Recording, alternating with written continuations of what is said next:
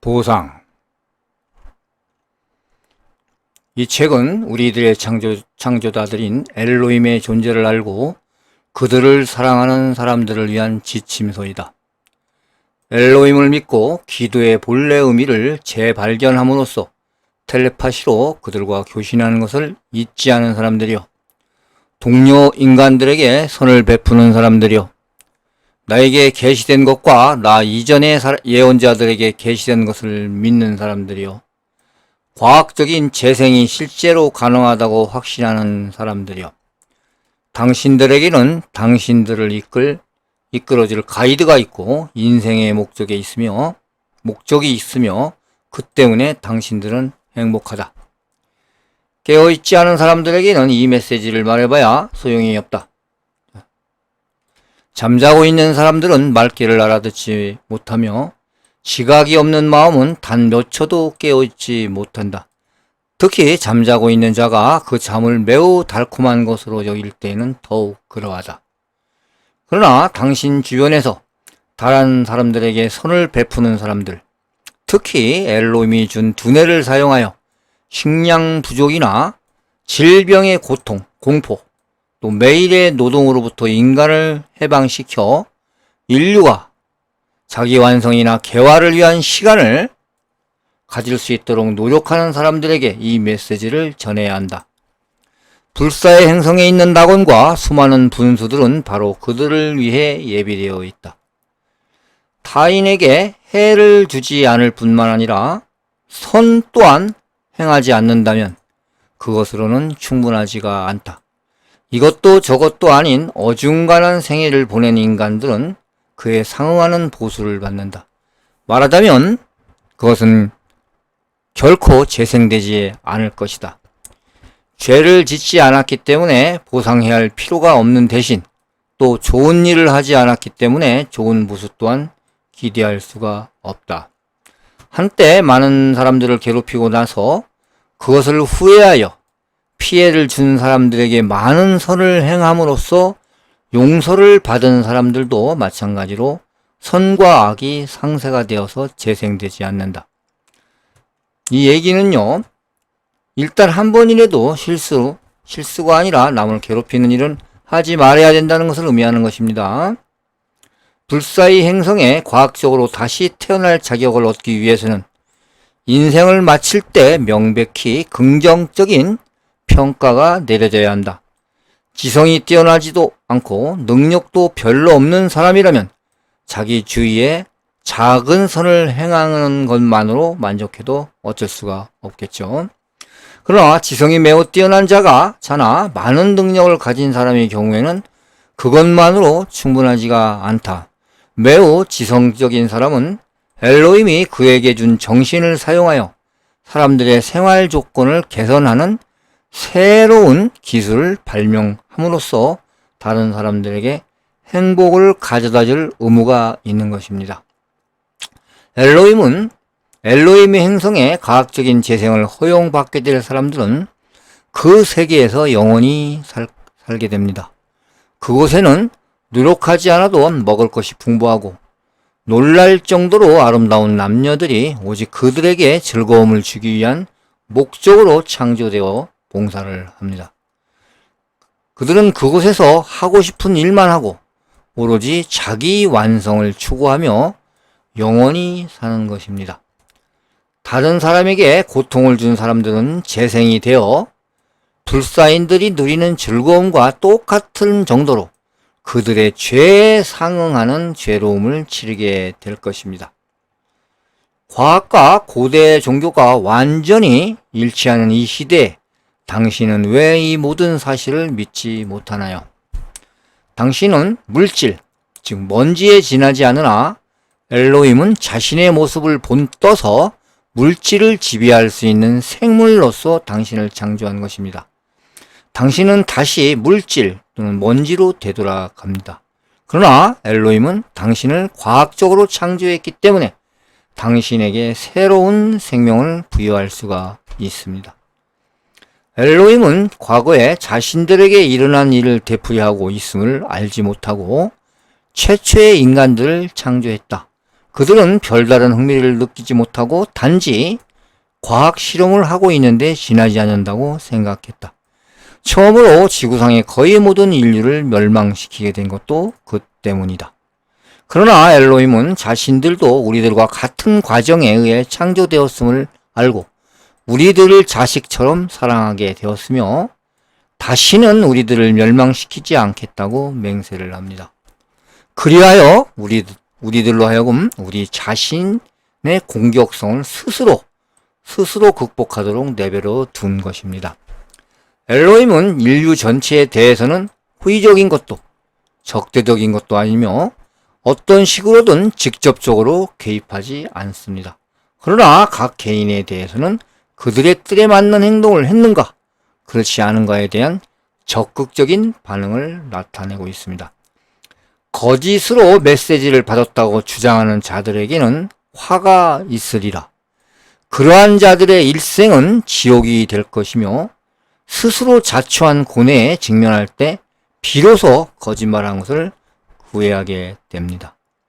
최고 가이드에 대해 적대 행위를 하거나 그의 사명을 방해하려는 자들, 또 그를 따르는 진실을 이해하려는 사람들에게 불신을 퍼뜨리는 사람들도 똑같이 그 일생이 지옥이 될 것이라고 얘기합니다. 자, 하늘의 보응이라고 생각되지 않는 질병이나 가족 간의 불화, 실직, 불안 등의 걱정거리들이 영원한 심판을 받기 이전부터 그들의 지상생활을 괴롭힐 것입니다. 이 얘기는요, 개개인에 대해서는 관여를 하겠다는 얘기입니다. 엘로힘께서 개인에 대해서는 반응을 나타낸다, 관여를 하시겠다는 뜻입니다. 이 글을 읽으면서 웃는 당신, 당신이 예수 시대에 태어났다면 당신은 그를 십자가에 못 박은 사람들 중 하나였으리라. 그러나 이제 당신은 그의 십자가상 아래에서 자녀를 낳고 결혼하고 임종하기를 원한다. 단지 그것이 규범과 관습이 되었다는 이유로 이 글을 믿는 사람들을 빈정대고 이들을 정신병원에 넣을 필요가 있다고 말하는 당신은 초기 기독교인들이 사자밥이 되는 것을 재미있게 구경한 자들과 똑같은 것입니다. 오늘날은 사람들을 혼란시키는 생각을 가지고 있다고 해도 더 이상 십자가에 처형되거나 야수의 먹이가 되지는 않습니다.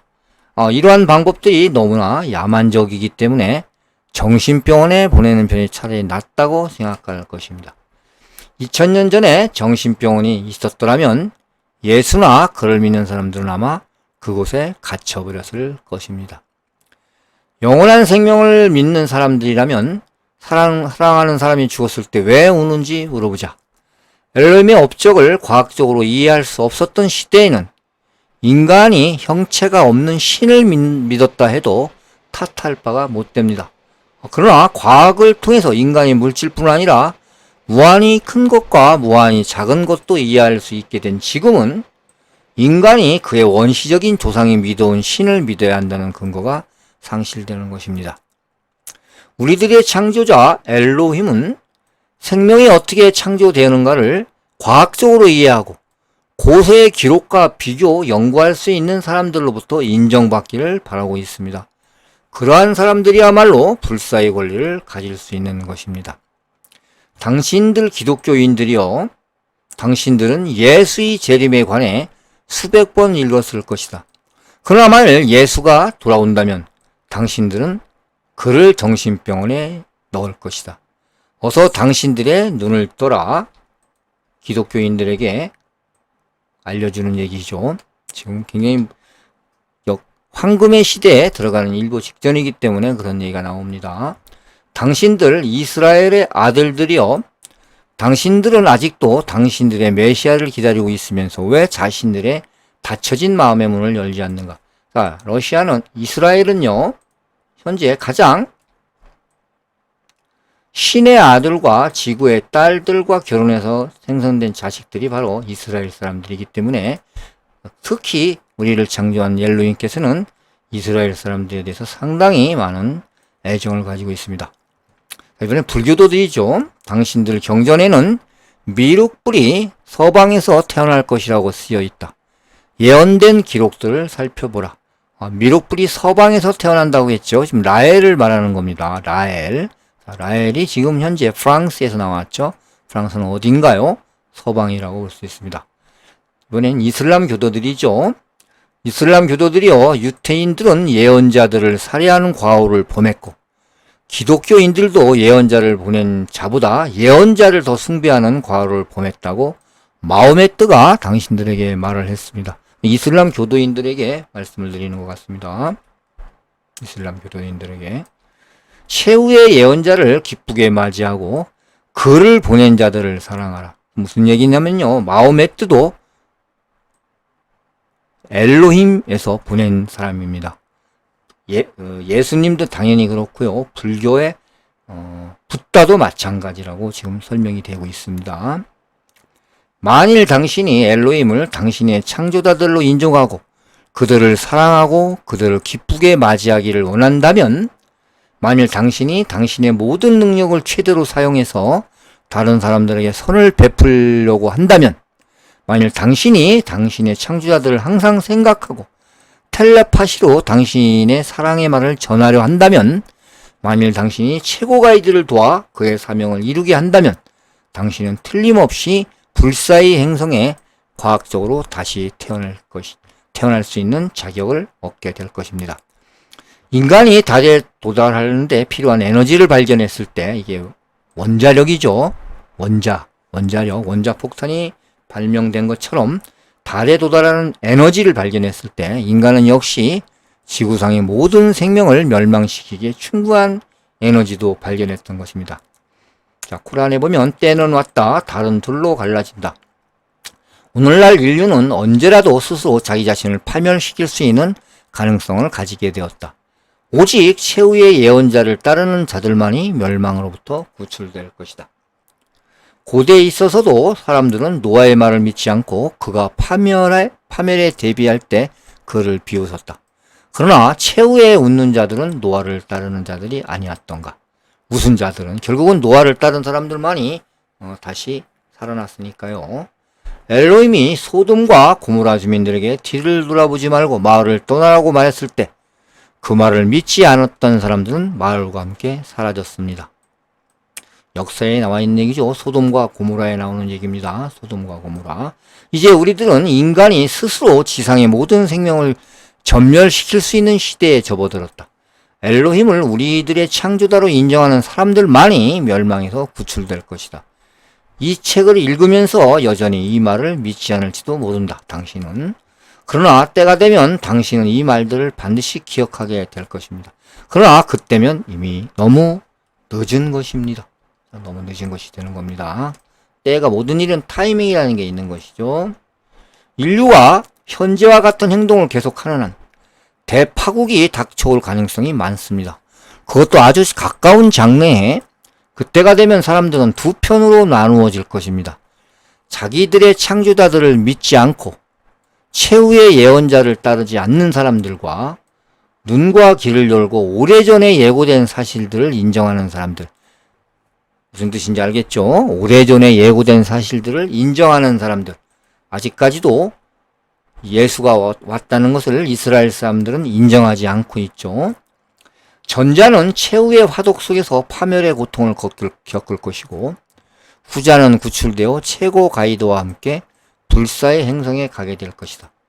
거기에서 그들은 고대의 현자들과 함께 자기 완성과 개화, 그리고 희열에 넘치는 멋진 생활을 즐기게 될 것이다. 그들은 조각과 같이 멋진 육체를 가지고 자신들에게 완전히 봉사하기 위해 존재하는 비할 수 없이 아름답고 매력적인 남녀들이 날라오는 맛있는 음식을 맛볼 것이다. 금과 보석으로 장식된 긴 의자에 앉아 얼굴을 마주보며 영원히 늙지 않는 젊은이들이 날라온 이제 막 솟아오른 샘물의 잔을 주고받는다. 그것은 마셔도 취하지도 않고 두통도 일어나지 않는다. 좋아하는 과일, 먹고 싶은 쇠고기의 요리도 날라와서 크고 진주와 같이 사랑스러운 눈을 가진 아름다운 아가씨와 함께 즐길 수가 있다. 이것이 그들의 행위에 대한 보상이다. 코란 56장 16절에서 25절까지 나와 있는 내용입니다. 여기에 씌어진 것을 모두 믿는 당신은 최고 가이드가 어디든 가도록 명령할 때는 모든 것을 버리고 그 말을 따라야 한다. 그는 세상이 종말에 대한 정보를 입수했는지 모른다. 만약 그때에 당신이 그의 곁에 있다면 당신은 구원을 받고 괴로움으로부터 멀리 벗어나 그와 함께 데려가시게 됩니다. 믿는 자는 엘로힘이 말이나 업적에 대해 함부로 판단해서는 안 됩니다. 엘로힘의 말이나 업적에 대해서 함부로 우리는 판단할 수 있는 그래서는 안 되죠. 우리는 이런 권리도 없고 이런 능력도 없습니다.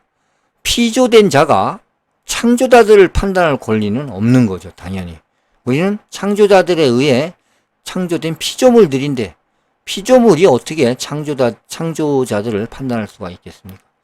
우리들의 예언자를 존중하고 그의 행동이나 말을 비판해서는 안 됩니다.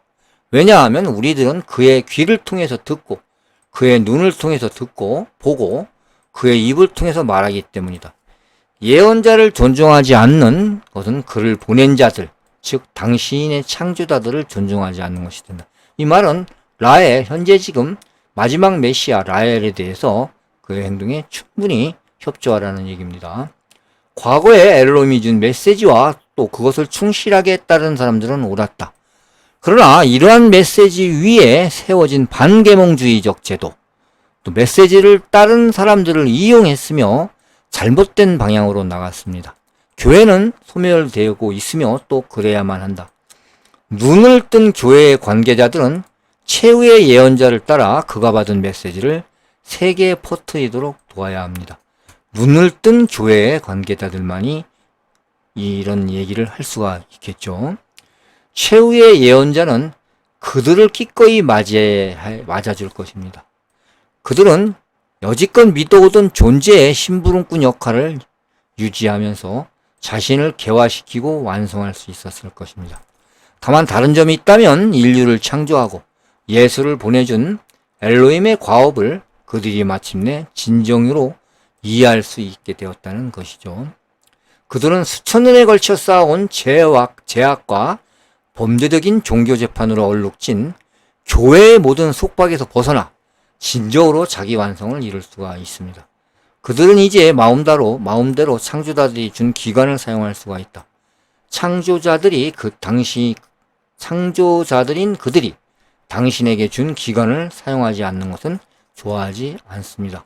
이 의미는 따로 설명을 드리지 않겠습니다. 여기는 현재 감각기관이라는 책에 나오는 내용이 많이 있어요. 이제 그들은 오감을 충분히 즐길 수 있으며 죄의식을 느끼는 일 없이 좋아하는 사람과 영원히 육체적으로 맺어지거나 또는 잠시 동안의 기쁨을 위해 육체관계를 가질 수가 있다. 이제는 오히려 창조자들이 준 기관, 감각기관을 말하는 겁니다. 충분히 사용하지 않을 때에만 죄의식을 느껴야 하는 것입니다. 즉 감각기관을 사용하는 것은 죄의식이 되지 않는다는 얘기죠. 낡은 속박에서 풀려난 이들은 이제부터 다른 사람들의 마음을 잠재우는 대신 진정으로 사람들의 마음을 열어주어야 할 것이다. 이미 신학교에 남아있는 학생들은 얼마 되지 않는다. 주위에 사랑을 베풀고 마음을 열어주어야 한다는 사명감을 지닌 학생들은 학교에서 기쁨을 느끼지 못한다. 50년 전에는 신학생들이 5만 명이 넘었으나 지금은 고작 500명 정도가 남아있다. 이것은 적어도 49,500명의 사람들, 즉 우리들의 창조자들부터 받은 잠재 능력을 사용하여 빛을 발휘할 수 있는 자들이 행복하지 못하다는 것을 의미하고 있다. 그들은 죄악과 어둠으로 덮인 이런 교회에 더 이상 매력을 느끼지 못하는 것이다.